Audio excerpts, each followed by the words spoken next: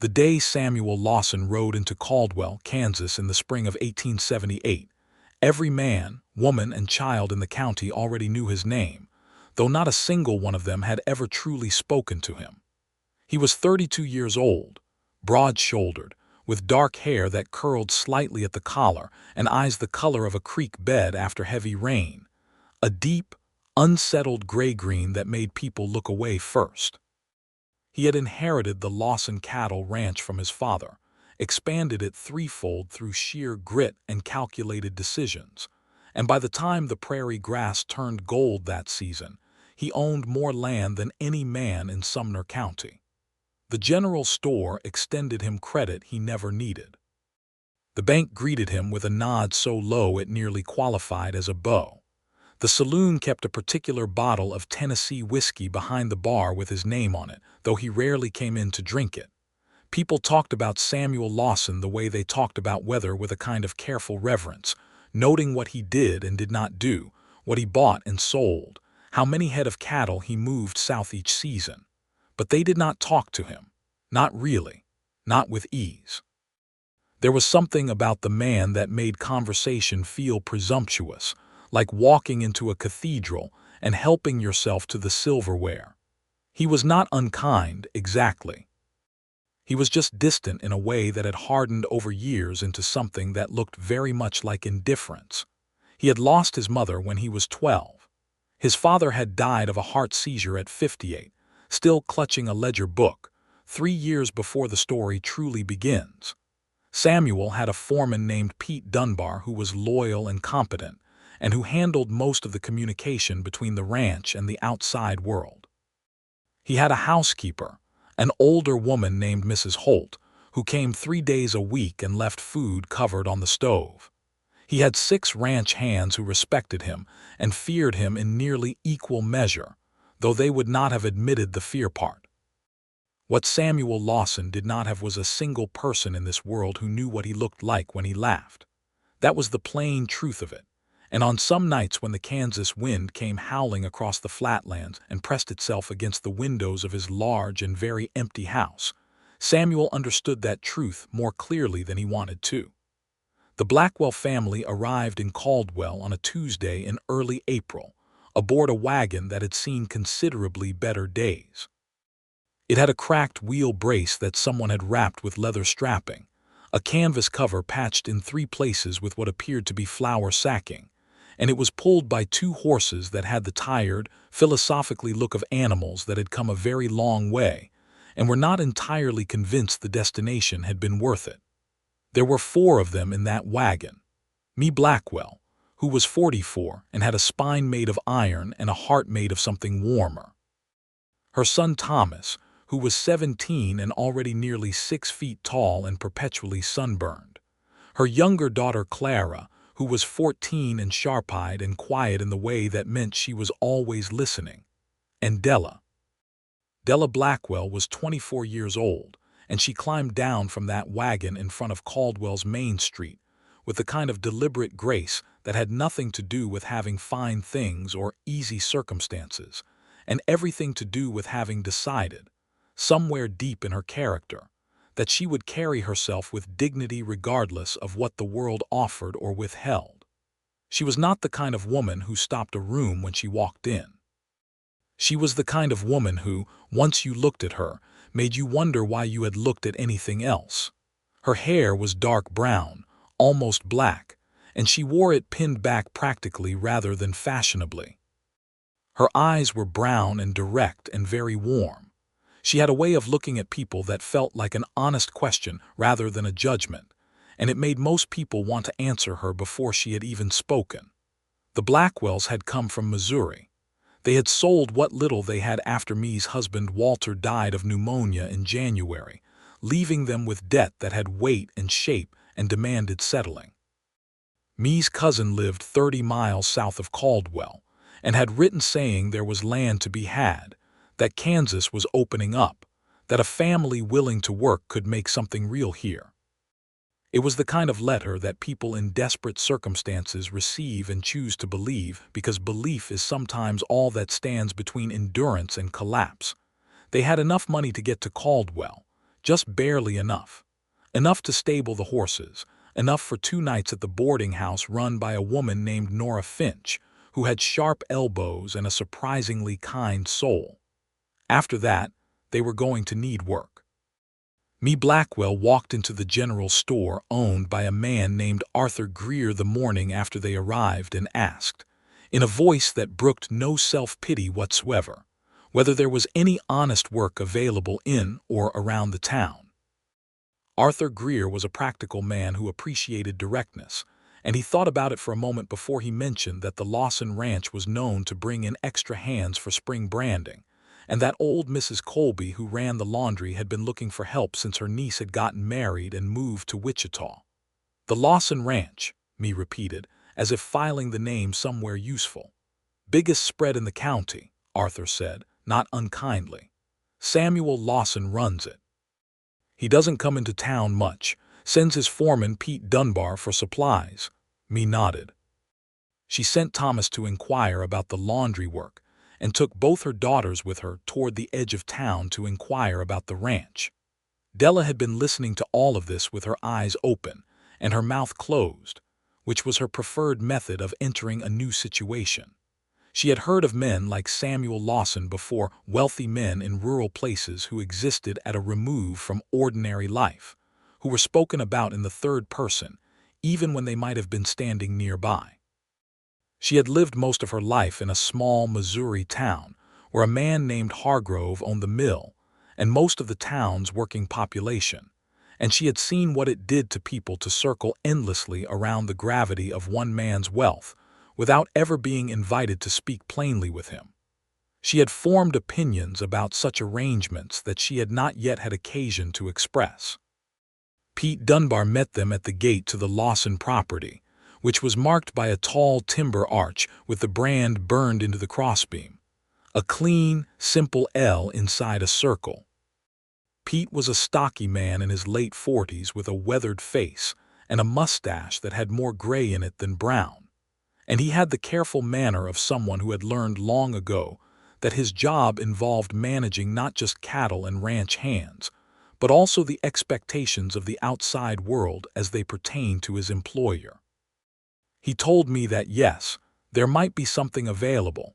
The ranch house had a position for a cook and general housekeeper during the branding season since Mrs. Holt was laid up with a sprained ankle, but that the decision would need to be made by Mr. Lawson himself. He said this with a tone that implied Mr.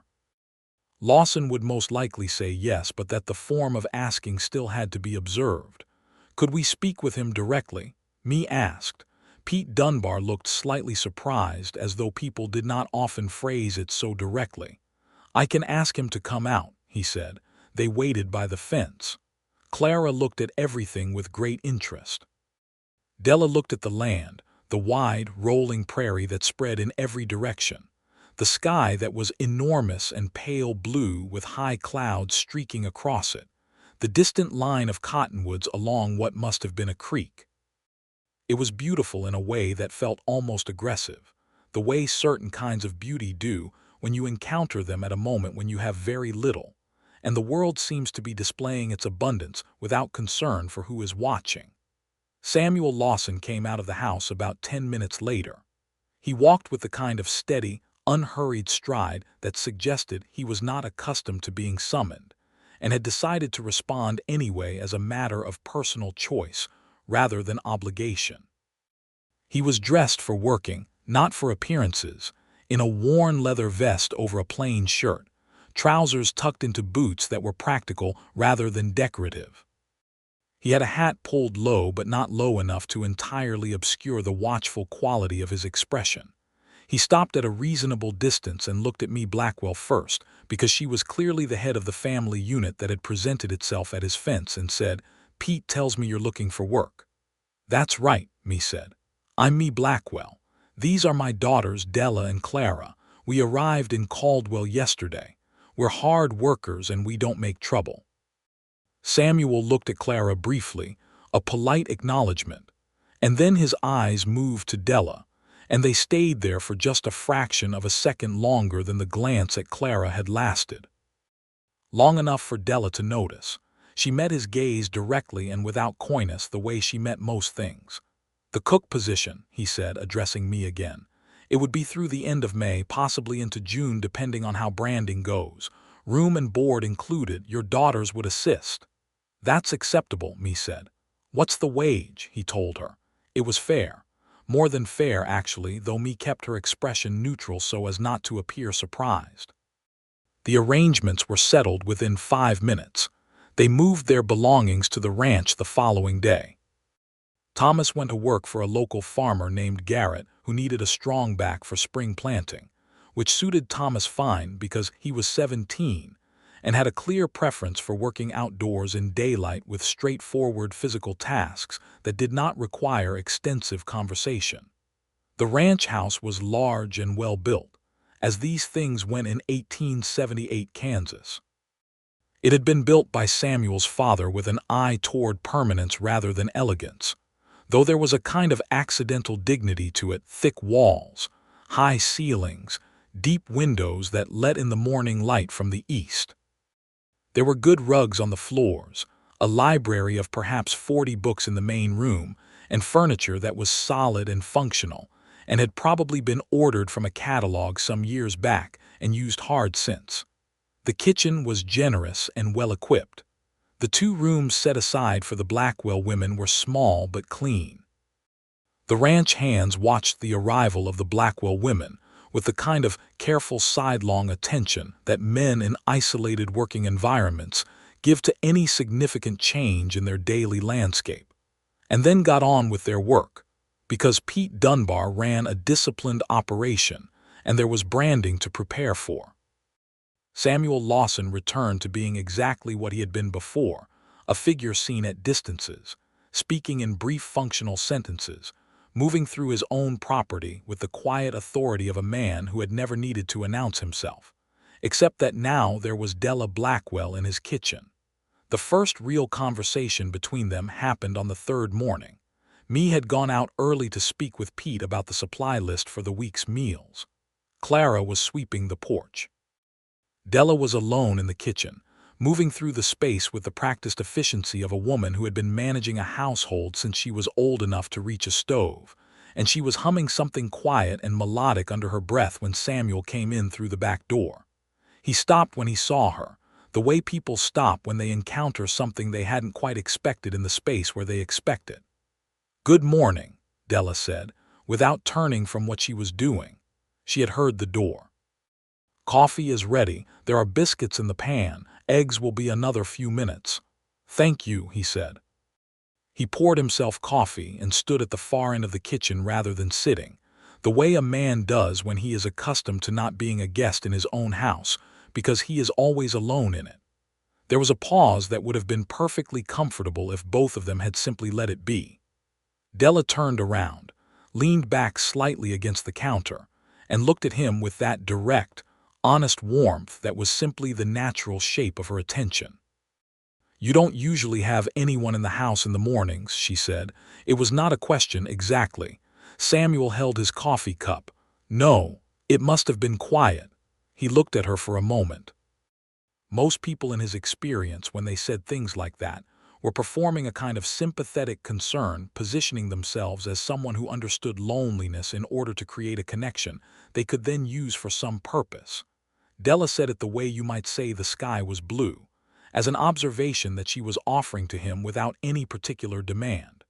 "It was," he said. "Well," Della said, and turned back to the eggs, "the mornings will be louder for a while. I apologize in advance for my mother. She sings when she cooks." The smallest thing happened in the corner of Samuel Lawson's face then. It was not quite a smile.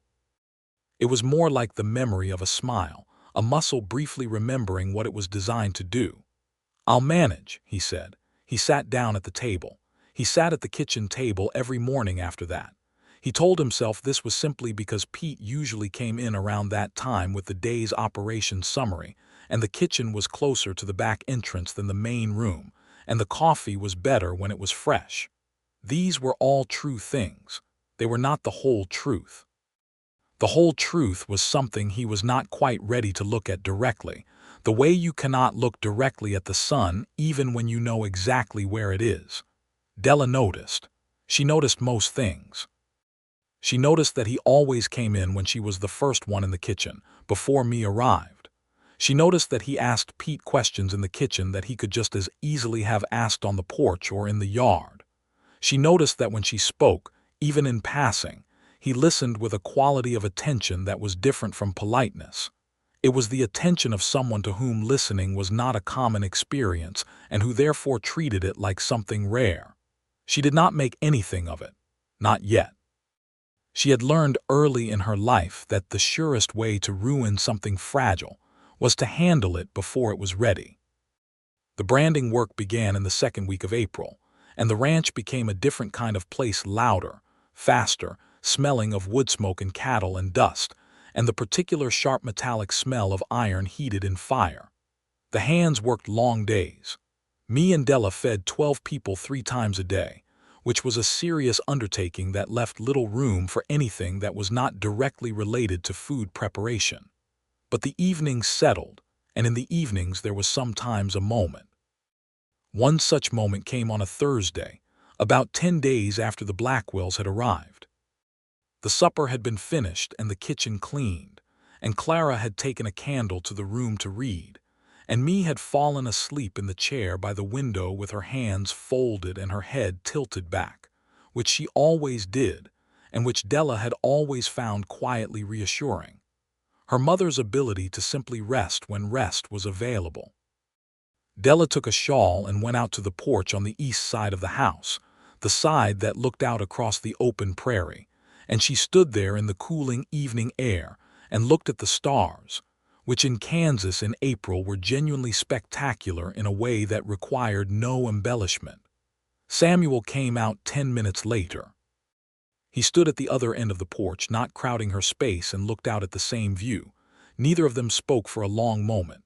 "Do you know the stars?" Della asked eventually. He looked at her, then back at the sky. "Some of them. My father taught me," she said. "He was a farmer, but he'd read everything he could get his hands on, and he had a book about astronomy that he loved. He said the sky was the one library that didn't require money to access." Samuel was quiet for a moment. "He sounds like a good man." "He was," Della said simply. "He died in January, that's why we came west." "I'm sorry," Samuel said, and it was the kind of "I'm sorry" that had actual weight to it, not the reflexive social phrase, but something real. "Thank you." Della looked back at the stars. He would have liked this sky, he never got to see it. More silence, but of a different quality now, the kind that happens when two people have exchanged something genuine and are allowing it to settle. "My father died 3 years ago," Samuel said. Della was quite certain he had not said this to anyone recently, if ever. "He built this ranch. I think he loved it more than anything else in the world, including people." "Did that bother you when you were young?" Samuel considered this with the honest carefulness of a man who did not perform answers. "Yes," he said, "and then I became him." Della looked at him then directly, with that warm and unguarded honesty that was the essential quality of her attention. "You don't have to stay that way," she said. "That's the good thing about noticing it. Once you notice a habit, you have the choice to change it." He looked at her for a long moment. No one had said anything quite that plain to him in a very long time. Most people talked around him, about him, past him. Della Blackwell talked to him. "You are a very direct person," he said, and there was nothing critical in it, it was closer to wonder. "My mother says it's my best and worst quality depending on the day," Della said. This time the thing in the corner of his face was unambiguously a smile. It lasted only a moment, but Della saw it, and she kept what she saw in a quiet place inside herself, the way you keep a lit match sheltered from the wind carefully, without making a production of it. 3 days later, one of the ranch hands, a young man named Cody Reeves, who was 21 and handsome in a careless, uncomplicated way that he was entirely aware of, took it upon himself to be charming at Della while she was hauling water from the pump. He leaned against the fence post and smiled his uncomplicated smile, and said something designed to be flattering about her hair, and then followed it with an offer to escort her into town on his next day off. Della thanked him politely and declined, and said she had enough to occupy her time. Cody nodded and accepted this with the easy grace of someone who did not invest much in any particular outcome, and went back to his work. What Cody did not see, because he had already turned away, was Samuel Lawson standing 40 yards distant by the barn door. Having watched this exchange from the moment it started to the moment it ended, very still, his expression doing something complicated and private that he arranged back into neutrality, the instant Pete Dunbar appeared at his elbow to ask about the next day's cattle movement. Pete was a man of considerable perception who had worked for the Lawson family for 19 years, and he said nothing whatsoever about what he had just observed. But later that evening he permitted himself one quiet private thought, which was that in 19 years of working for this family, he had never once seen Samuel Lawson stand still to watch a ranch hand talk to a woman. The following Tuesday, Samuel rode into Caldwell. This was somewhat unusual. He ordinarily sent Pete for supplies, but he told Pete he had business at the land office, which was true, and he had several things to discuss with Arthur Greer at the general store, which was also true. What he did not mention was that he had, for reasons he was not fully examining, asked Della the previous morning if she needed anything from town. She had considered for a moment and said that if it wasn't any trouble, she had been looking for a particular kind of molasses that was better for certain recipes, and that there was a small drugstore on the main street that sometimes carried books, and if they happened to have anything about the natural history of Kansas plants, she would be glad to pay for it herself. He had told her not to worry about paying for it. She had looked at him steadily. "I appreciate that," she said, "but I'd rather." He had not argued. He found the molasses at Greer's without difficulty. The drugstore was run by a thin, pleasant man named Dr. Emmett Vale, who kept a small and eclectic selection of books alongside his medicines and tonics. Samuel described what Della was looking for, a natural history, Kansas plants, and Dr. Vale thought for a moment, and said he had a copy of a botanical survey published in 1872 that covered the southern plains, and that it had been sitting unsold for 2 years because, as Vale put it, the demand for botanical literature in cattle country was not what you might call robust. Samuel bought it. He also, on an impulse that he did not particularly interrogate, bought the molasses and 3 other items that Della had mentioned in passing over the past 2 weeks without asking for anything. A particular quality of beeswax for keeping the cast iron pan seasoned. A cotton thread color she had mentioned was hard to find, and a small packet of dried lavender that she had commented on admiringly when she noticed it drying in bunches by Mrs. Finch's porch during their arrival. He rode back to the ranch with these things wrapped in paper and brown cloth in his saddlebag and felt, for the duration of the ride, something he did not immediately have a name for. It was not until he was within sight of the Lawson gate that he recognized it, with a jolt of something that was half alarm and half relief, as happiness. He had not felt it in so long that it had become temporarily unrecognizable. Della was in the kitchen garden when he arrived back, a narrow strip of ground along the south side of the house that had been largely ignored, until she had applied herself to it with seeds she had brought from Missouri and a purposeful energy that had already begun to produce recognizable rows of emerging green. She was kneeling in the turned earth, and she looked up when she heard hooves, and shielded her eyes with one hand.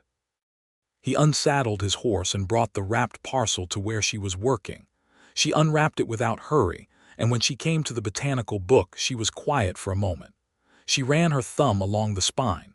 Then she looked up at him, and her expression was not the performance of gratitude but something much quieter and more real, genuine surprise, and behind it, genuine feeling. "You didn't need to get all of this," she said. "I know," he said. She held his gaze for a moment. "Thank you, Samuel."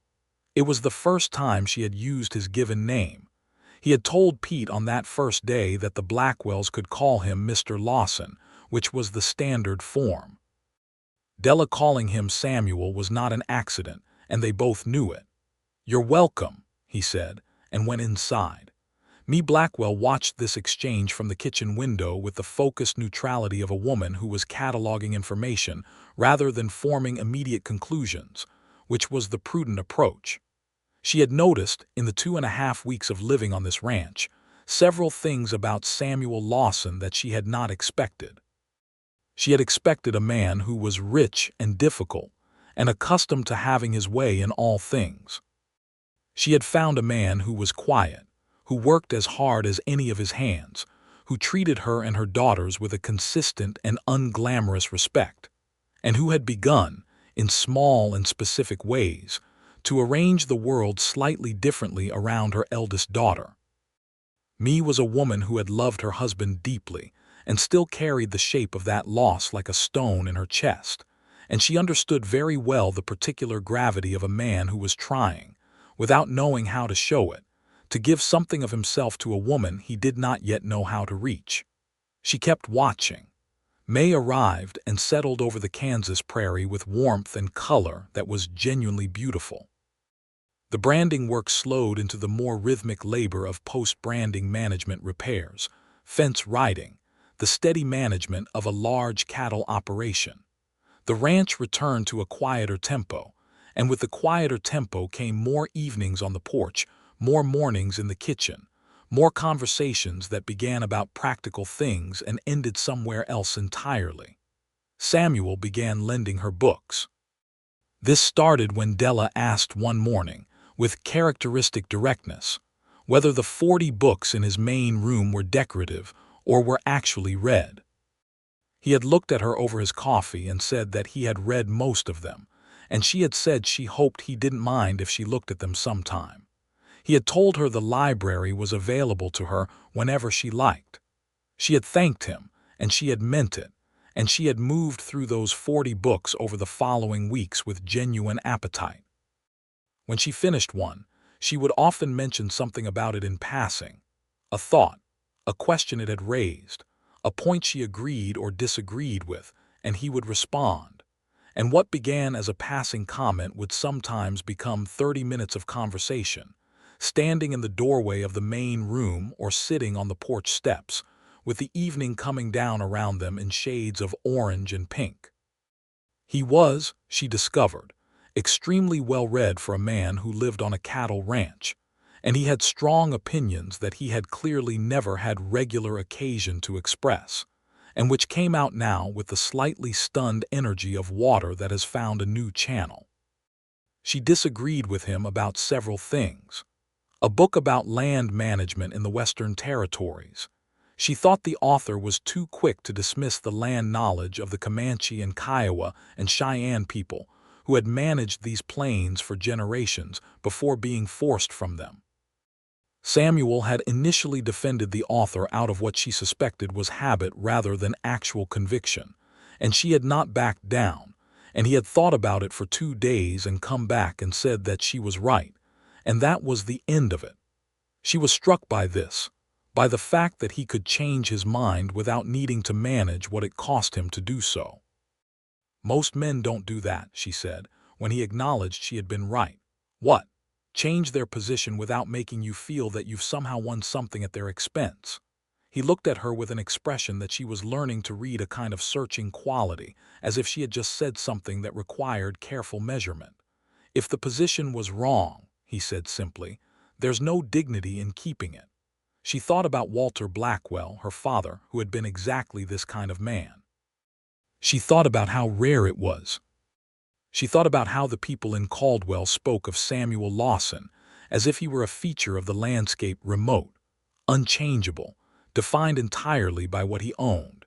And she thought that they had got him quite wrong, and she found that she was profoundly glad to know the difference. The second week of May brought a market day in Caldwell that was a genuine social event. Stalls and livestock trading and neighbors who came from 30 miles in every direction. Decided that they should attend, and that it would do Clara good to be around other young people, and Thomas rode in from the Garrett farm to join them. Samuel did not ordinarily attend market days. He sent Pete. This year he rode into Caldwell on market day, which did not go unnoticed. The main street was alive, more people than Della had seen since their arrival, the kind of busy, layered, overlapping social fabric of a small frontier community in full celebration of itself. There was music coming from somewhere, a fiddle and something percussive. There were children everywhere, and horses tied at every available post, and voices, and the smell of roasting meat and dust and animals. Della was at a fabric stall when Samuel found her. He had apparently been looking. She could tell this from the slight adjustment in his manner when he located her, the easing of something that had been wound just a fraction too tight. "I thought you didn't come to market days," she said in greeting. "I don't," he said. "Usually." She smiled at him. It was a real, unguarded smile, the kind she did not perform, the kind that simply occurred. He looked at it the way a man looks at something he did not know he needed. They moved through the market together. Not deliberately, not because it had been decided, but the way two bodies move that have developed a shared gravity without acknowledging it. She bought a length of blue cotton she had been thinking about for a new dress. He negotiated, very briefly and successfully, the sale of 40 head of cattle to a buyer from Wichita. They ate roasted corn from a vendor near the main crossing. He introduced her to Arthur Greer, who looked at the two of them together with an expression of moderate and carefully concealed astonishment.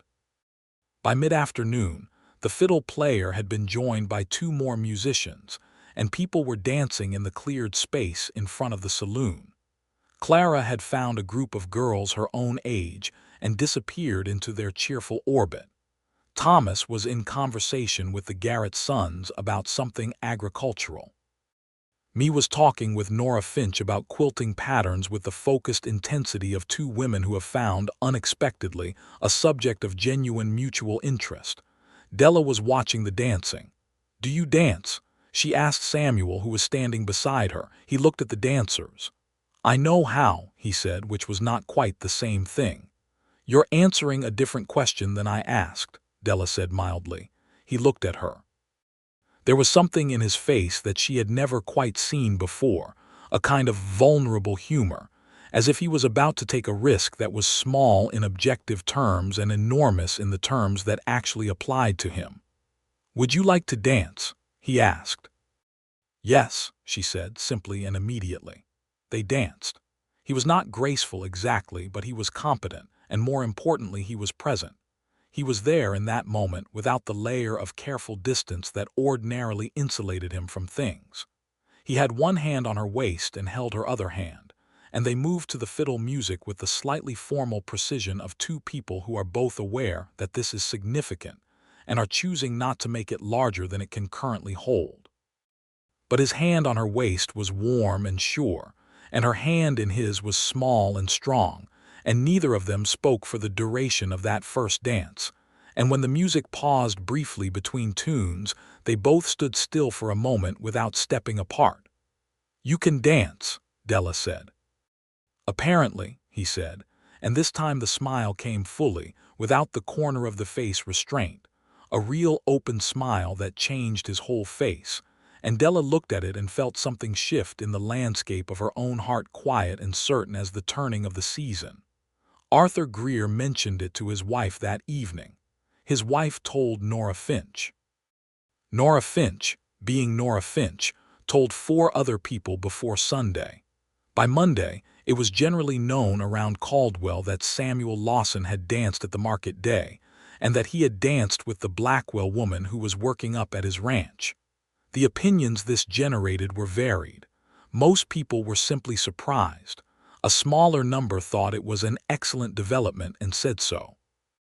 A smaller number still had objections that they expressed with the careful indirection of people who objected to the principle, but could not openly state the principle without looking unkind. One of these last was a woman named Harriet Voss, who was the wife of Douglas Voss, who owned the Caldwell Land Office, and therefore spent considerable portions of his professional life in transactions that required Samuel Lawson's signature and goodwill. Harriet Voss was not a cruel woman. She was a woman who had very specific ideas about what was appropriate, and those ideas were doing their work on her. She came to the ranch on a Wednesday, ostensibly to discuss a charitable sewing circle she was organizing, and she spoke to me pleasantly, and to Clara sweetly, and to Della with a smile that was slightly too even to be entirely honest. She made a series of comments, over tea in the main room while Samuel was out riding fences, that were designed to convey, without saying directly, that the Blackwells were employees at a wealthy ranch, and that certain kinds of social proximity should be understood in that context, and that Samuel Lawson was a man of significant position who had responsibilities to the social fabric of the county, and that there were certain families who had long-standing expectations in that regard. And that, of course, Harriet wished everyone well. Me received all of this with a face of pleasant, impenetrable neutrality. Della waited until Harriet Voss had said everything she was going to say, and then she looked at her directly and said with perfect courtesy and perfect clarity, "Mrs. Voss, I appreciate you coming out. I hope your sewing circle goes well," which ended that conversation. Harriet Voss left. There was a long pause. "She thinks you're after his money," Clara said, because Clara was 14 and had been listening from the hallway and saw no reason to pretend otherwise. "Clara," me said. "She does, though," Clara said. Della looked out the window at the land stretching away in the afternoon light. "People see what they understand," she said. "That's usually what they've got most experience with." Me looked at her eldest daughter for a moment. "And what do you see?" she asked quietly. Della was still for a moment. "A man," she said, "who has everything and has somehow managed to end up with very little, and who doesn't actually know what to do about that." Me was quiet. Then she said, "Be careful, Della." "I always am," Della said. "I know," me said. "I mean the other kind of careful. The kind that keeps you from things you shouldn't keep yourself from." Della looked at her mother. Me picked up her sewing and said nothing else, and this was one of the many reasons that Della loved her deeply. Samuel came back from fence riding late that afternoon, and Della put supper on the table, and nothing was said about Harriet Voss's visit, but that evening on the porch Della said to Samuel out of nowhere in the middle of a silence, "I want you to know something." He set down his coffee. "What?" "I don't care about your money," she said. "I want to be clear about that. I'm not saying it to be virtuous. I'm saying it because I think people probably spend a lot of time and energy around you trying to figure out how to get closer to it. And I'd like you to know that when I talk to you, that's not what I see." The evening was still. Somewhere out on the range a coyote called and was answered by another. Samuel looked at her for a long time. His expression was very difficult to read, which meant there was a great deal happening behind it. "What do you see?" he asked. His voice was low and careful, the way you hold something fragile. Della thought about it honestly because she did not give dishonest answers. "A man who is lonely," she said, "and who is smart and decent and stubborn, and who has spent so long being defined by one thing that he's half forgotten there's more to him than that, and who is worth talking to. That's what I see." Something moved through Samuel Lawson's face, through his whole body actually, a kind of slow-moving interior earthquake that didn't show on the surface except in the way his jaw set and the way he exhaled and the way he did not look away from her. "Della," he said and stopped. "You don't have to say anything," she said. "I just wanted you to know." He was quiet for a long moment. Then he said, "No one has ever said anything like that to me." "I know," she said gently. "How do you know?" He asked genuinely. "Because if they had," she said, "you'd have less of that look about you." "What look?" She tilted her head slightly, searching for the right word. "Like someone standing just outside a lit room," she said, "looking in through the window and not quite sure you're allowed to knock." The silence that followed was enormous and entirely full. "May I tell you something?" he asked. "Yes," she said. He looked out at the darkening sky. "I came out here on the porch every night this week because you were out here," he said. "I told myself it was for the air. That was not the whole truth." Della smiled, and the smile was warm and private, meant only for this moment. "I know that too," she said. He looked at her. "Is that all right?" He asked, and there was a quality in the question, a raw, genuine uncertainty, That was the most honest thing she had heard from him yet, and the most valuable. "Yes," she said, "it is." They sat together until the stars came fully out, and me inside pretended to be deeply asleep in her chair, and Clara inside read her book with particular concentration, and at no point did Della and Samuel touch, and at no point did they need to, because the conversation had done something that touching could not yet have done. It had made a door. Late May arrived with heat and a kind of luminous beauty. The cattle operation moved into its summer rhythms. Pete Dunbar managed the daily operations with his usual efficiency, and the ranch hands had settled into easy acceptance of the Blackwell women as a fixed feature of the household. The market day dancing had been noted by most of the county, and the subsequent evenings on the porch had been noted by Pete, and the general shape of the thing was becoming visible to anyone paying attention. Pete himself said nothing to Samuel about it, because Pete was wise, but on one particular morning when he brought the supply list to the kitchen, and found Samuel sitting at the table not actually doing anything operational but simply drinking coffee, while Della moved around the kitchen talking about a hawk she had seen perched on the eastern fence post, Pete allowed himself to look at the floor for a moment to conceal his expression, which was one of profound and long-withheld satisfaction. Samuel rode with Della one afternoon in the last week of May. This had not been planned. She had expressed curiosity about the far eastern section of the property, where the land descended toward a wide, shallow creek, and he had said simply that he was riding that way if she wanted to come.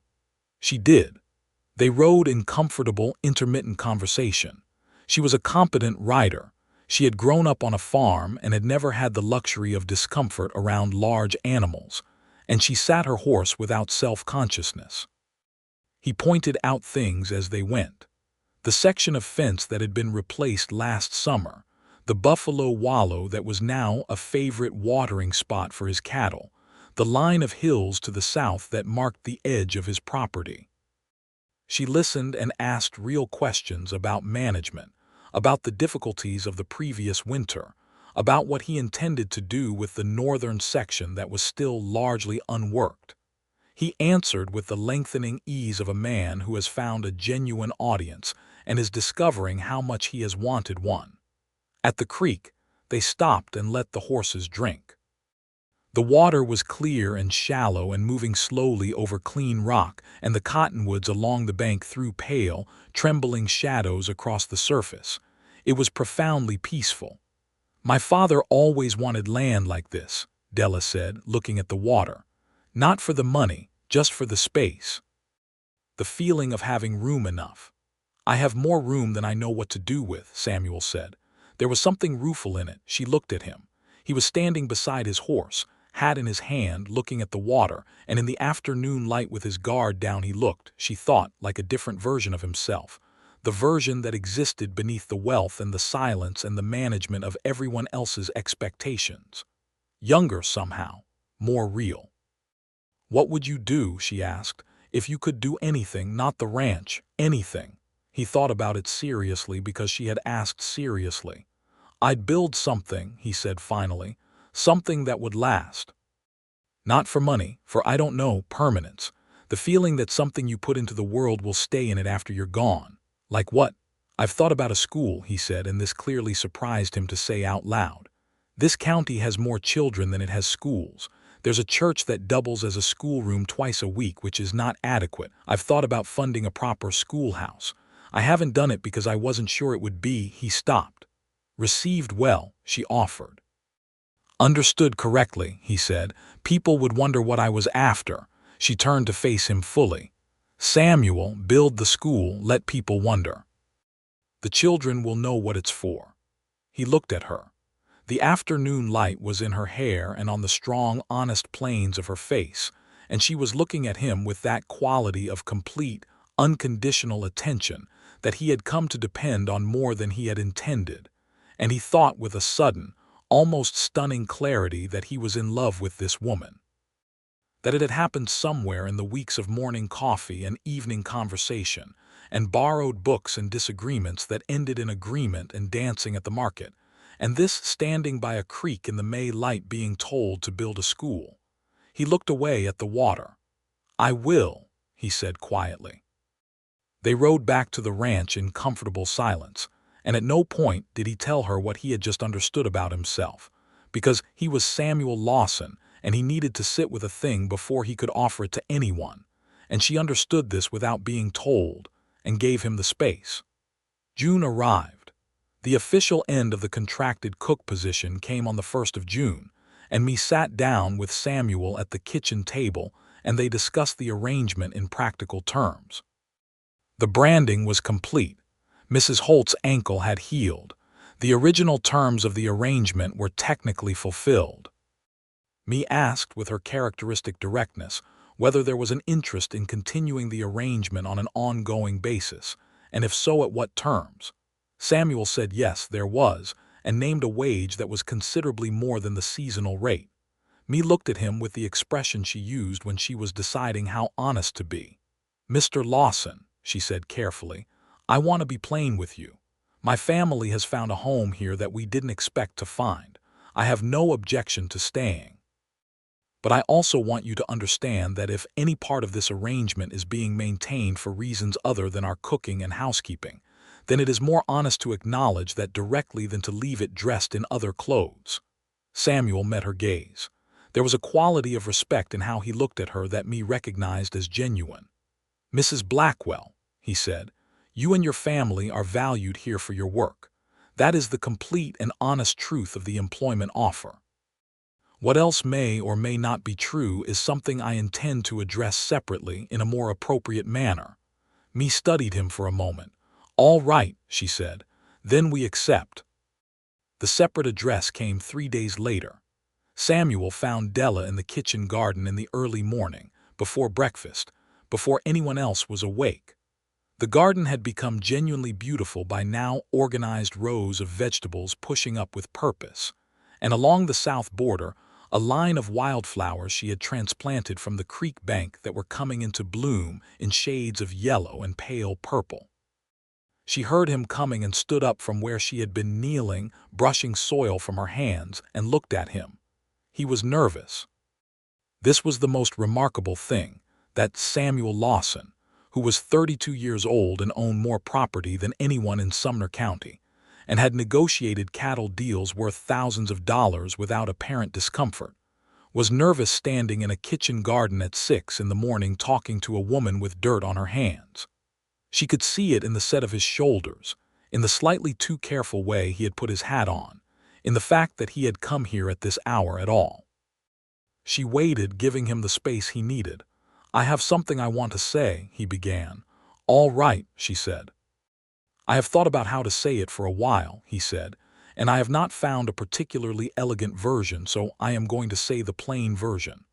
"The plain version is always better," she said. He looked at her steadily. "I am in love with you," he said. "I became sure of it sometime in May and have been deciding how to tell you since. I am not a man who does this easily.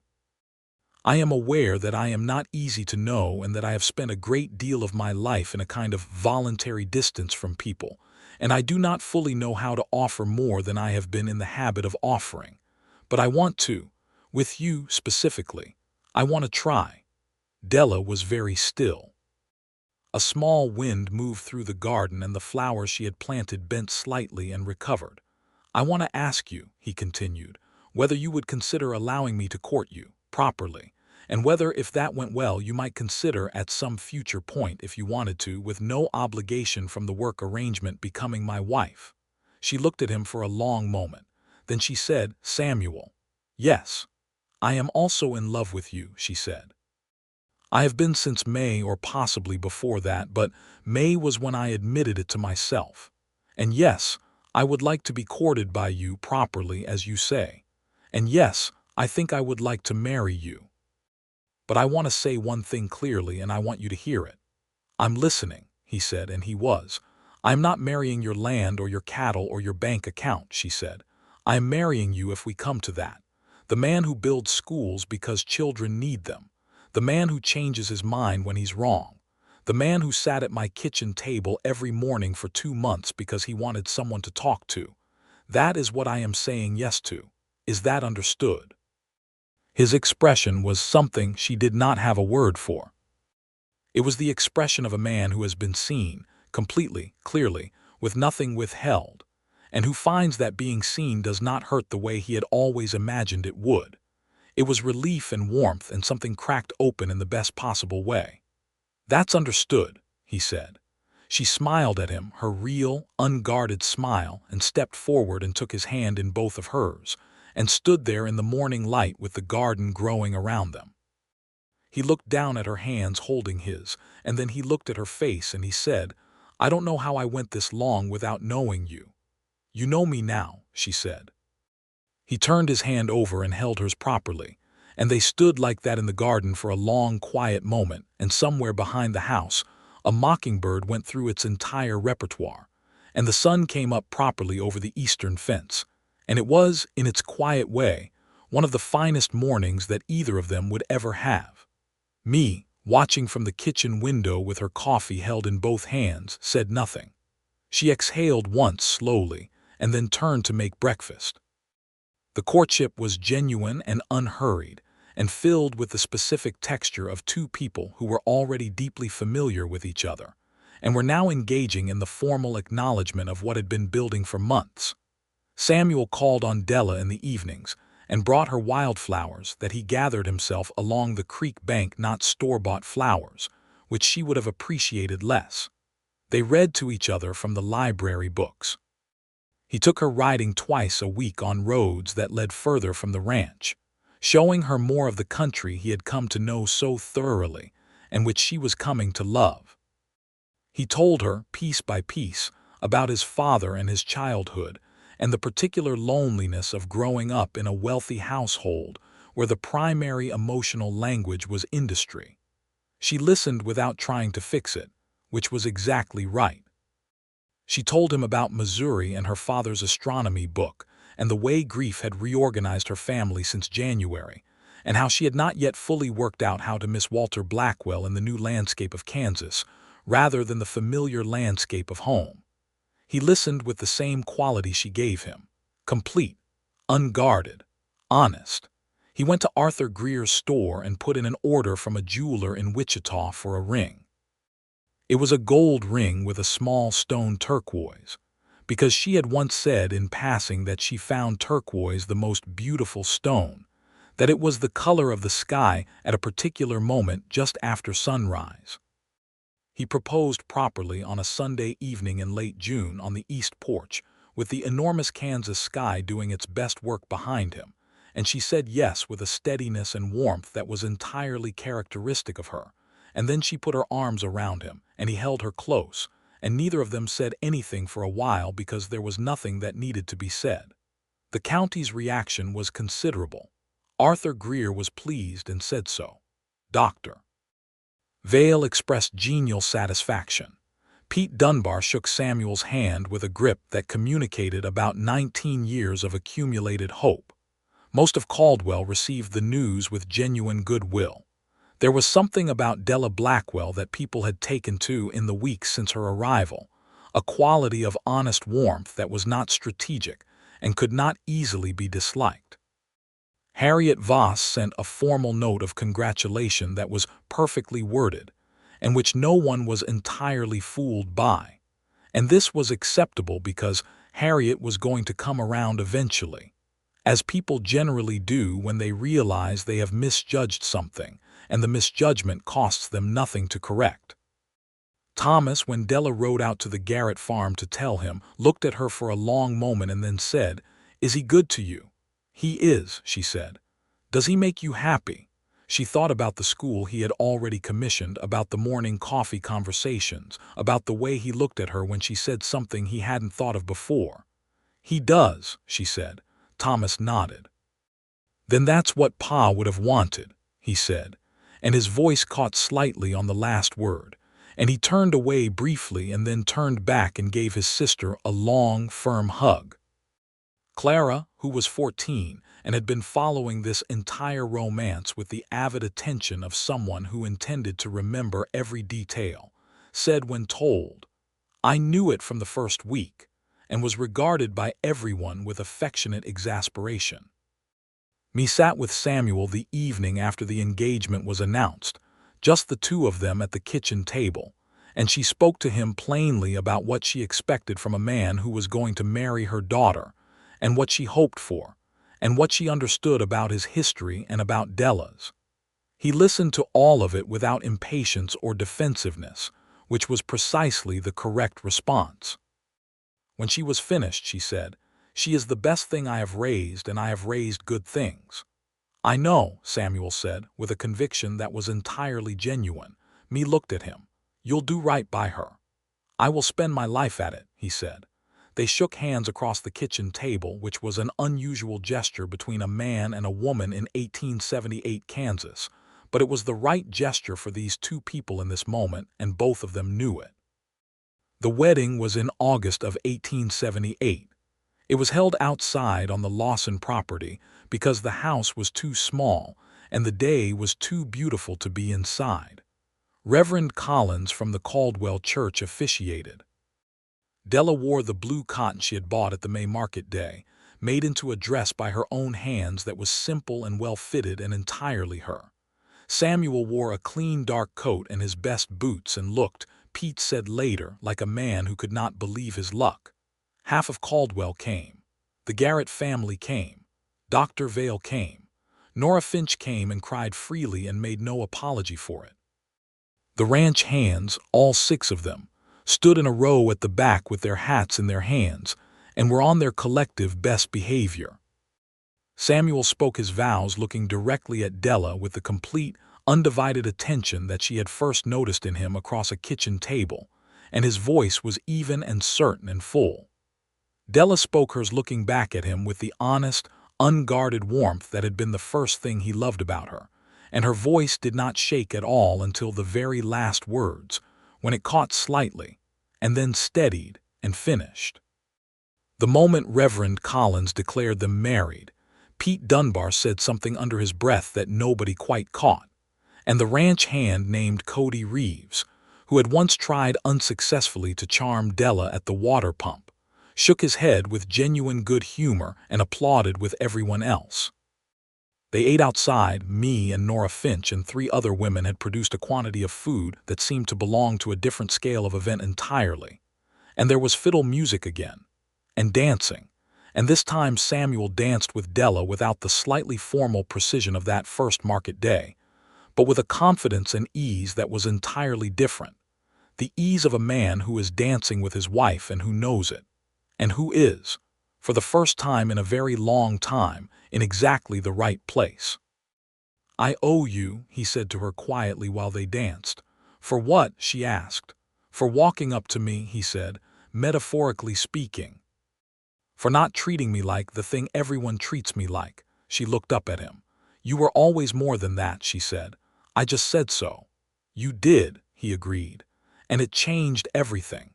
She rested her head briefly against his shoulder, one gentle moment in the middle of the music, and he held her closer, and they moved together through the summer afternoon while Caldwell celebrated around them. Thomas Blackwell watched his sister dance and felt, alongside his honest grief for his father, a genuine and uncomplicated joy that Walter Blackwell's daughter had found this particular man, this particular quality of being known and valued and loved plainly. Clara, who was too young to dance with anyone but danced with Thomas anyway and tripped on his feet twice, said at one point, "She looks really happy," with a wondering quality, as if happiness at that scale was a thing she was cataloging for future use. "She is," Thomas said. The sun went down over the Kansas prairie in shades of orange and deep rose, and the fiddle played on, and Samuel Lawson stood with his wife by the east fence as the last guests departed and the evening came quietly down, and he put his arm around her shoulders and she leaned into him, and neither of them spoke for a moment, just stood there looking at the land that was his and now theirs together. "Do you regret it?" she asked, teasing gently. "Now that you've done the irrevocable thing?" "Not in the smallest possible degree," he said, and he kissed her temple, and she turned and kissed him properly, and they stood there in the evening like two people who have come from different directions and through considerable difficulty to exactly the place they were always going to find each other. The school was built that autumn. Samuel had commissioned the plans in June, hired the carpenter and builder in July, and by October of 1878, there was a proper schoolhouse standing on a half-acre plot near the center of Caldwell. 2 rooms, good windows, a stove that worked correctly, and 36 wooden desks that had been ordered from a manufacturer in Kansas City. He arranged for a qualified teacher named Miss Ruth Abelson from Topeka, who had trained properly and had strong views about the importance of reading in a young person's education. When the school opened on a cold October morning, there were 31 children in the first class. Samuel and Della stood at the back and watched them file in. He was quiet, as he often was. She watched his face and saw something in it that she had been watching for a particular kind of satisfaction that is quieter than pride and deeper, the kind that comes from putting something into the world that will outlast you. She took his hand. He held it, and they stood there while 31 children took their seats for the first day of school in a building that existed because Samuel Lawson had loved a woman who told him to build it and let the county wonder why. A month later, Harriet Voss enrolled her youngest son in the school and said to me Blackwell at the general store that the schoolhouse was a very fine thing and that she had thought so from the beginning.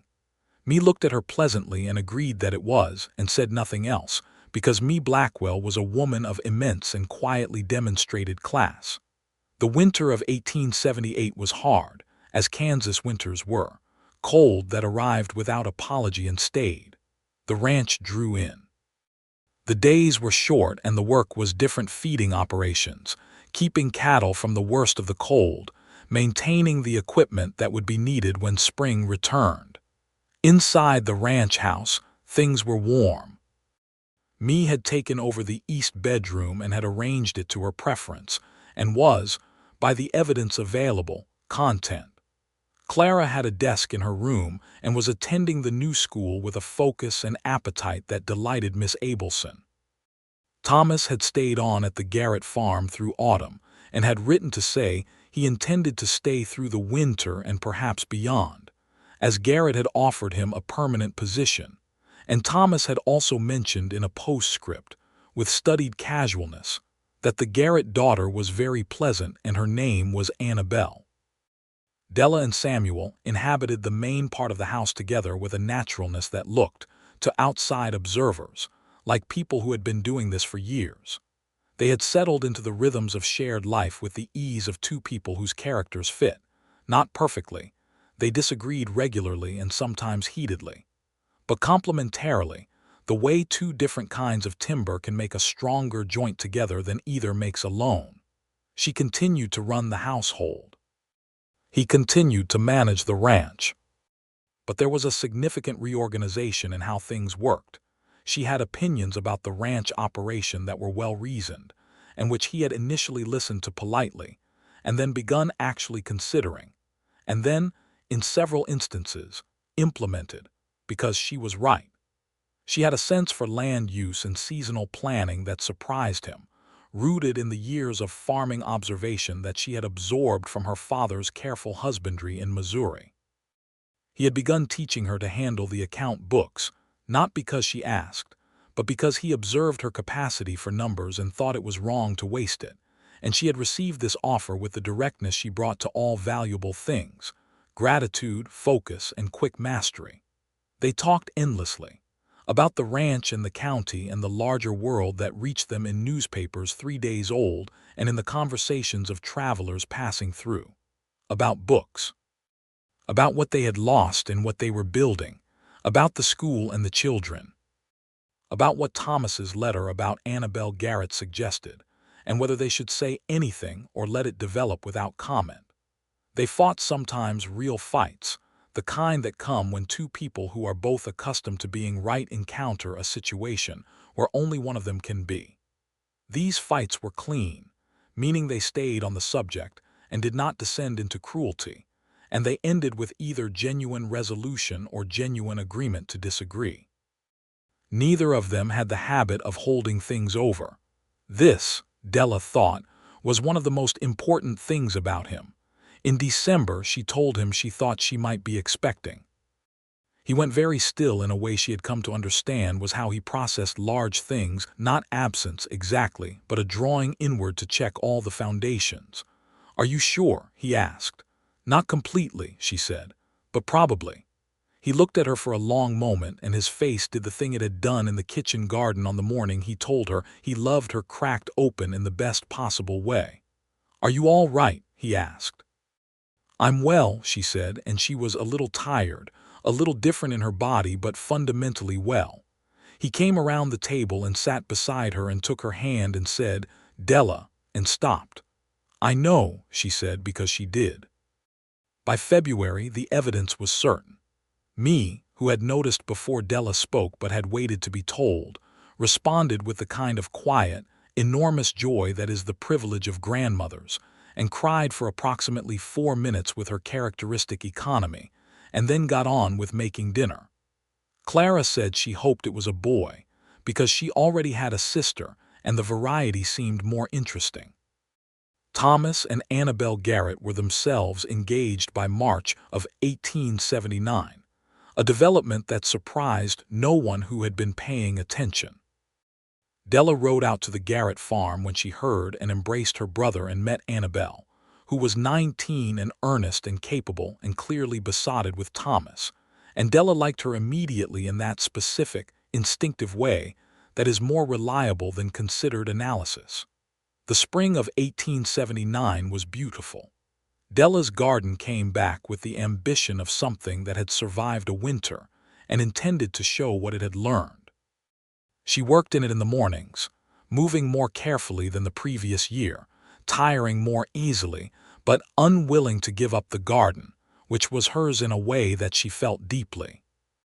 Samuel appeared occasionally to help with things that required more physical effort than she should currently be expending, with a practical attentiveness that never tipped over into fussing. She caught him once in early April reading a medical text he had ordered from Kansas City, going through it with the focused attention of a man preparing for a situation he intended to understand thoroughly. She said nothing, but she loved him for it more than she could easily articulate. The branding season came again, and with it a new cook hired for the season, a stout, good-humored man named Martin who was an adequate cook and an excellent conversationalist, and who got along with everyone. Me supervised the kitchen with the calm authority of someone whose position in the household was by now entirely secure. The ranch ran with good order. Samuel stood for election to the county school board in May, at the urging of Miss Abelson and several prominent citizens who had observed the quality of his investment in the schoolhouse. He won with a majority that reflected the genuine regard in which the county had come to hold him, a different kind of regard than the odd, distant respect of before. This was the regard given to a man known to be good, which is a more valuable thing than being known to be wealthy. He came home from the vote counting at the Caldwell courthouse and found Della on the east porch in the evening warmth, larger now with the baby coming, and he sat beside her and told her, and she said, "Of course you did," with a satisfaction that was entirely on his behalf. "You're pleased," he said. "Enormously," she said. "The county needs good people making decisions about what its children learn." "I have no experience sitting on boards," he said. "You have excellent experience knowing what is right," she said, "which is rarer and more useful." He looked at her. The evening was golden. There was no good word for how she looked, only the inadequate available options. She was everything he had not known to want until she was here. "Have I told you lately," he said, "what finding you has meant?" She turned her head to look at him. "Tell me again," she said simply. He took her hand in his. "It meant learning how to inhabit a life," he said. "Not manage it, not run it from a distance, actually live in it." She pressed her fingers into his. "That's what it meant for me too," she said. "Learning that I could put down roots in a new place. That home isn't what you leave, it's what you build." They sat together in the Kansas evening, and the baby moved in her, and she put his hand briefly against her side so he could feel it, and he did.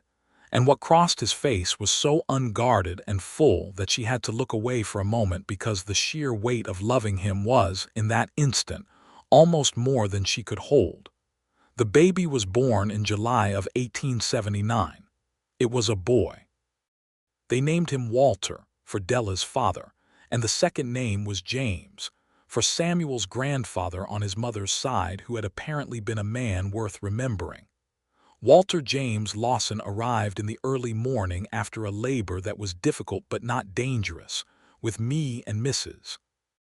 Holt and the doctor from Caldwell present, and Samuel in the next room at a remove that the medical conventions of the time required, and which he found absolutely intolerable for the duration of it.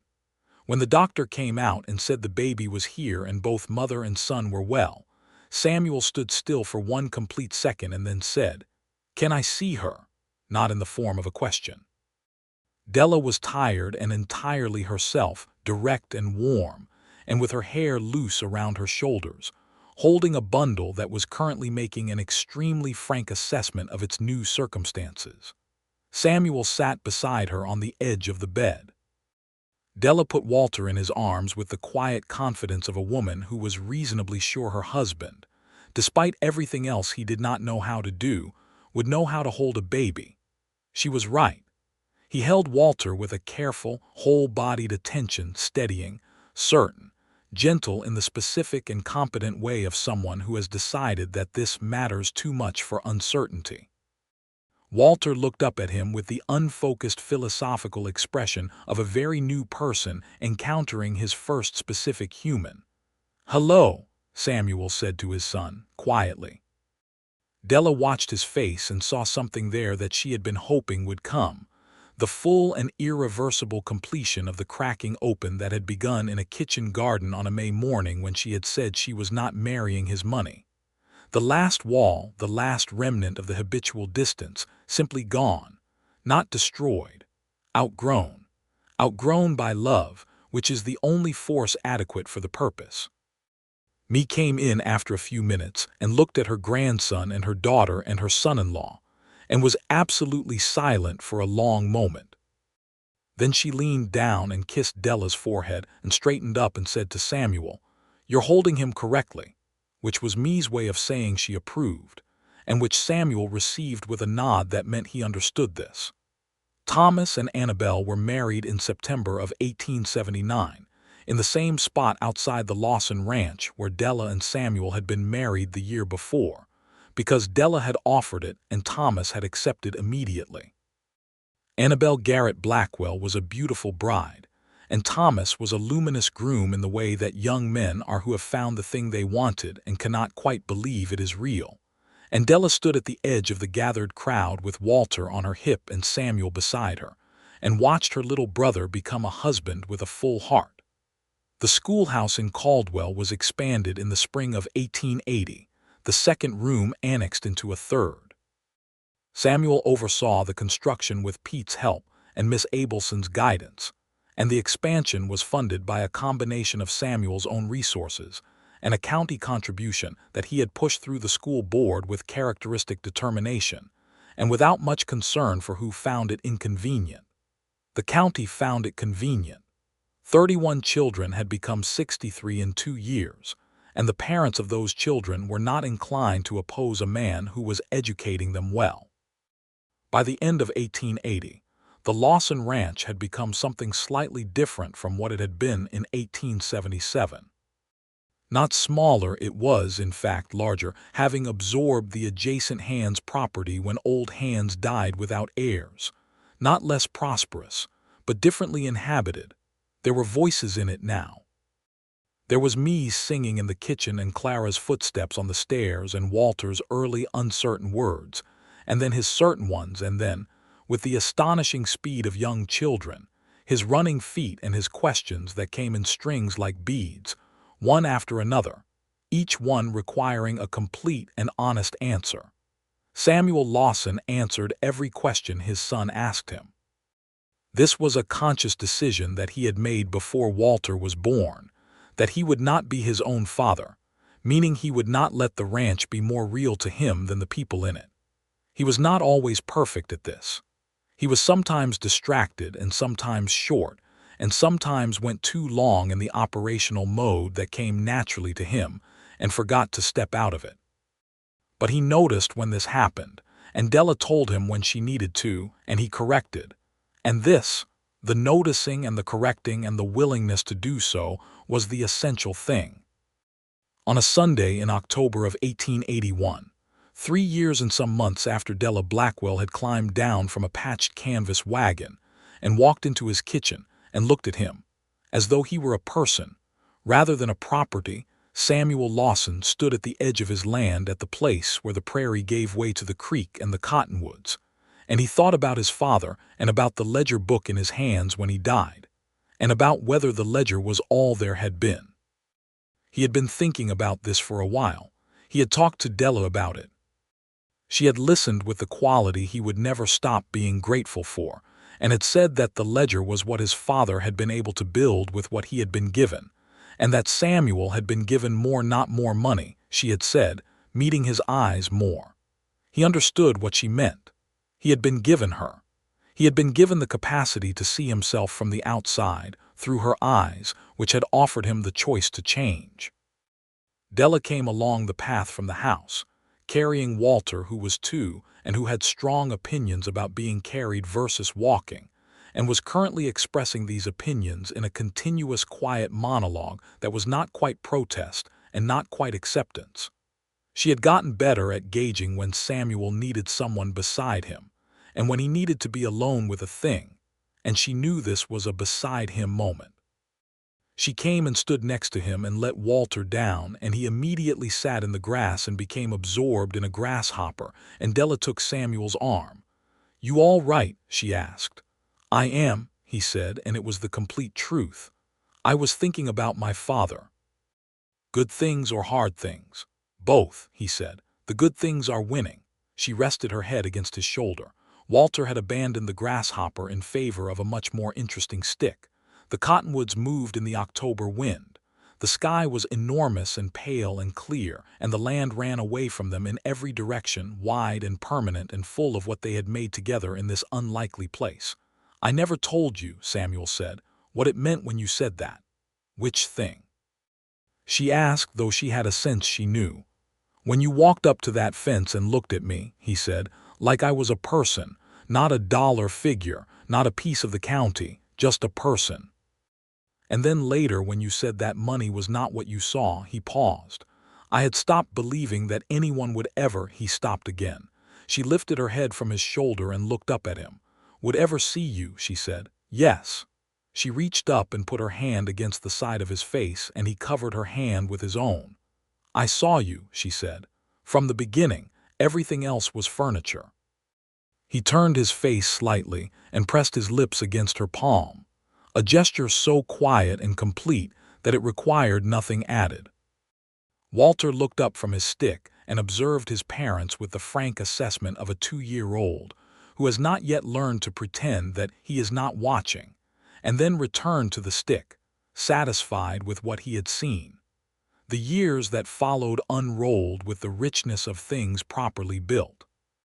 In 1883, Clara Blackwell, at 18, finished school and began teaching alongside Miss Abelson, who had decided to stay in Caldwell permanently, and had found that life in southern Kansas agreed with her considerably.